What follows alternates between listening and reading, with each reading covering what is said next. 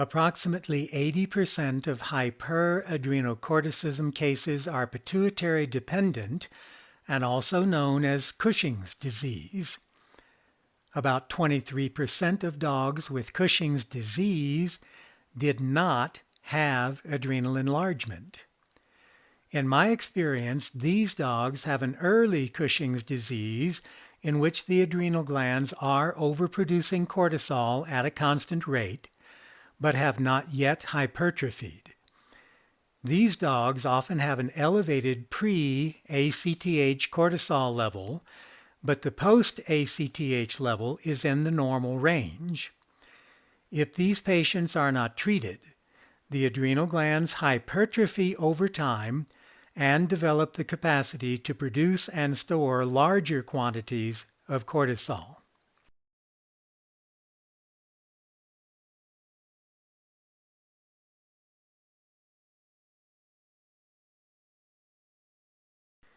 Remember, bilateral adrenal enlargement on ultrasound is most common, but unilateral or unequal bilateral enlargement is also possible. Hyperadrenocorticism can also occur as a nodular hyperplasia and can be confused with an adrenal tumor on ultrasound. About 80% of cats with Cushing's are diabetic at the time of diagnosis. Up to 30% of normal cats will have mineralization of their adrenal glands.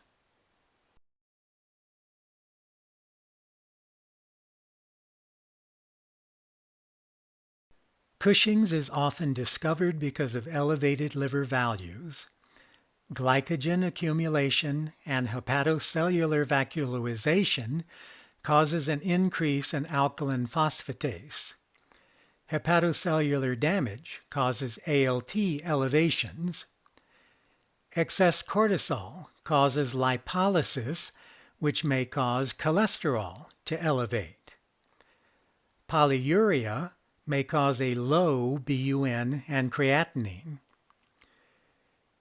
Patient symptoms may result from complex interactions. Excess cortisol may have a negative feedback effect on thyroid-stimulating hormone, causing a secondary hypothyroidism. Polyphagia is thought to be due to direct effects of cortisol on the appetite center. Lethargy is likely an effect of muscle wasting. Panting may result from weakness of respiratory muscles, intrathoracic fat deposits, increased pressure on the thorax from the swollen abdomen, pulmonary mineralization, or thromboembolism. A hypercoagulable state can develop in Cushing's and may result from a loss of antithrombin 3, increased production of clotting factors, and increased fibrinogen. Excess cortisol leads to fluid accumulation and hypertension. Urinary tract infections may result from dilute urine, incomplete voiding associated with muscle weakness, and a depressed immune system.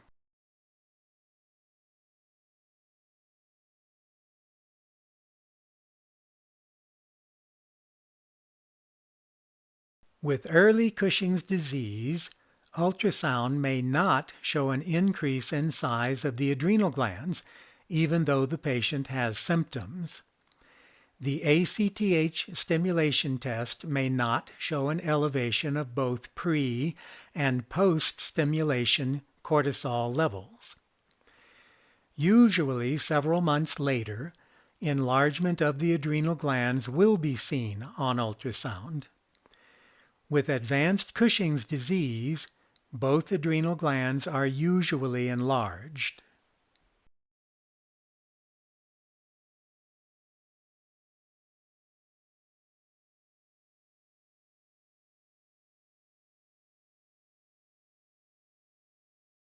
Unlike man, dogs, or cats, the ferret with hyperadrenocorticism due to hyperplasia or tumor will typically overproduce adrenal sex hormones instead of cortisol.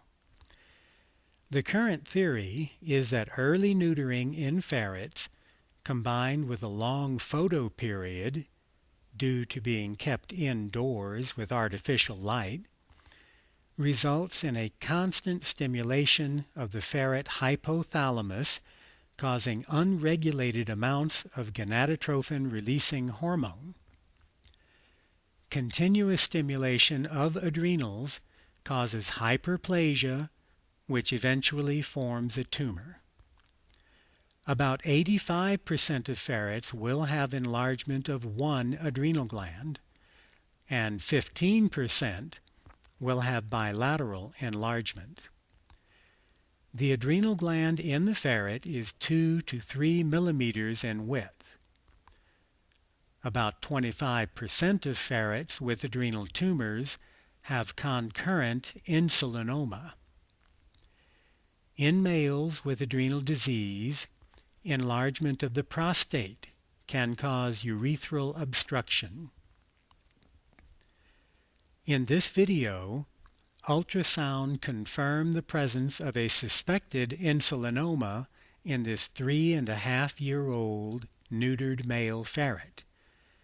The left adrenal was normal, and this right adrenal tumor was discovered later in the exam.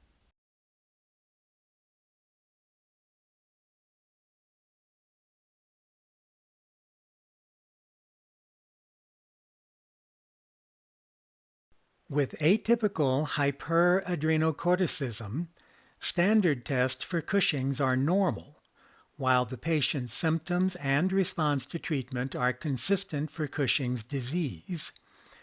This can also be known as occult hyperadrenocorticism. Increased circulating concentrations of progesterone or 17-hydroxyprogesterone may cause clinical signs that are indistinguishable from those due to glucocorticoids. Progesterone and 17-hydroxyprogesterone are precursors of cortisol production. Deficiencies of one or more enzymes involved in cortisol and adrenal sex hormone production may cause an accumulation of precursor steroids. With the ACTH stimulation test, cortisol secretions are normal rather than suppressed as seen in sex hormone secreting adrenal tumors. An adrenal sex hormone profile should be done in such patients. Abnormalities of at least 2 or 3 sex hormones are consistent with a diagnosis of atypical hyperadrenocorticism.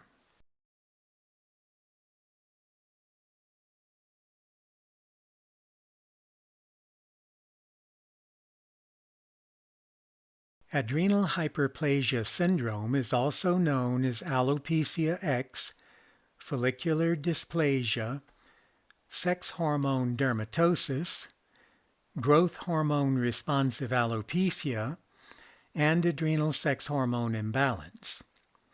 This clinical syndrome is characterized by endocrine alopecia, hyperpigmentation of the skin, and elevated serum concentrations of one or more adrenocortical hormones other than cortisol.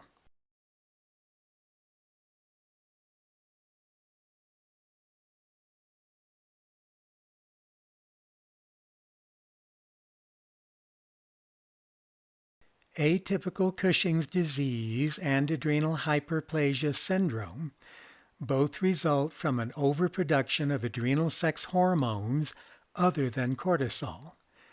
The adrenal glands will usually be enlarged on ultrasound, and 2 or 3 adrenal sex hormones will be elevated with an ACTH stimulation test.